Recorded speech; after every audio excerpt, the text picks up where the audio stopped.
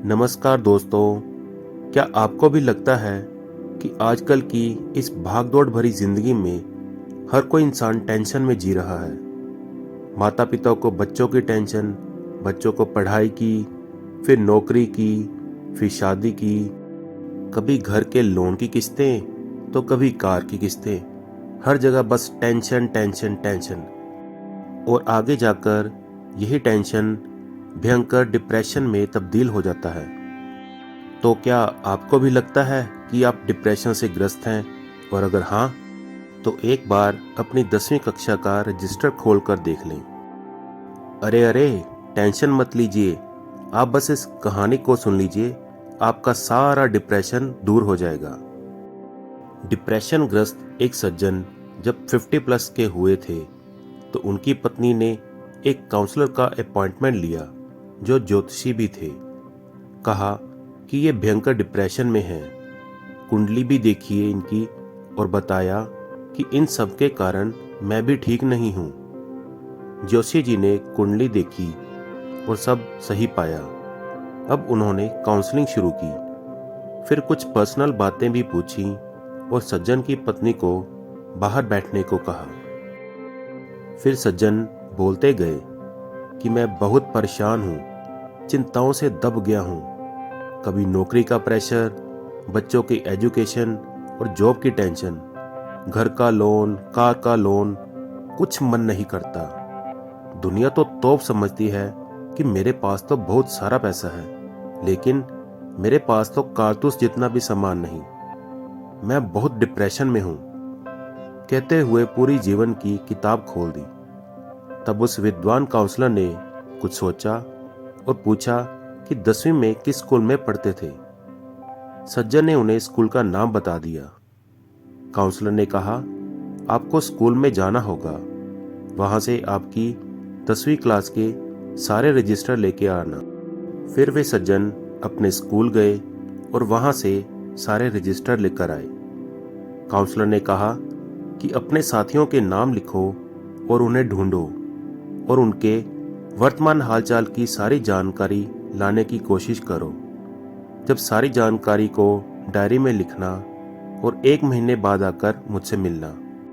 उन सज्जन के पास कुल 4 रजिस्टर थे, जिसमें 200 नाम थे, और महीना भर दिन रात घूमे।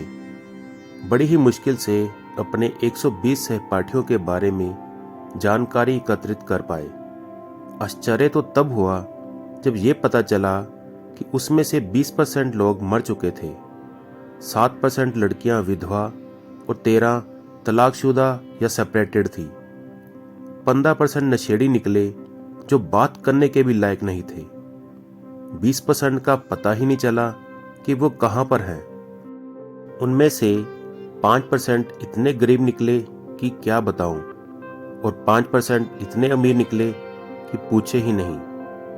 कुछ कैंसर ग्रस्त, 6 से 7% लकवा, डायबिटीज, अस्थमा या दिल के रोगी निकले। 3 से 4% का एक्सीडेंट में हाथ, पांव या रीढ़ की हड्डी में चोट से बिस्तर पर थे।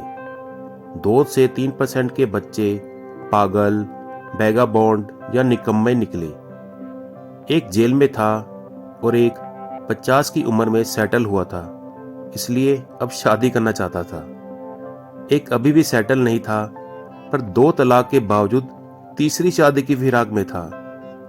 महीने भर में 10वीं कक्षा के सारे रजिस्टर भाग्य की व्यथा खुद सुना रहे थे। काउंसलर ने पूछा कि अब बताओ डिप्रेशन कैसा है।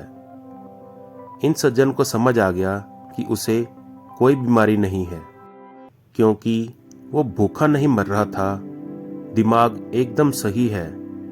कचहरी, पुलिस और वकीलों से उसका पाला नहीं पड़ा।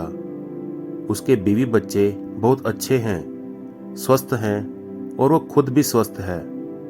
किसी डॉक्टर या अस्पताल से पाला नहीं पड़ा। तब उन्होंने रियलाइज किया कि दुनिया में वाकई बहुत दुख हैं और मैं बहुत सुखी और भाग्यशाली हूँ।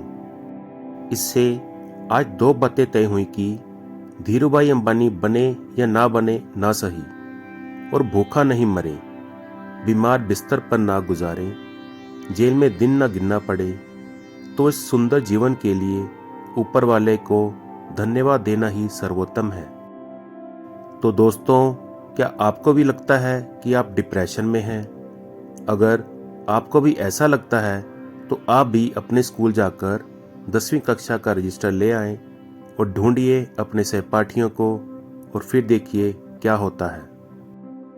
तो दोस्तों, कैसी लगी आपको ये कहानी? प्लीज़ कमेंट करके ज़रूर बताएं। आई होप आपको इस कहानी से ज़रूर मोटिवेशन मिला होगा।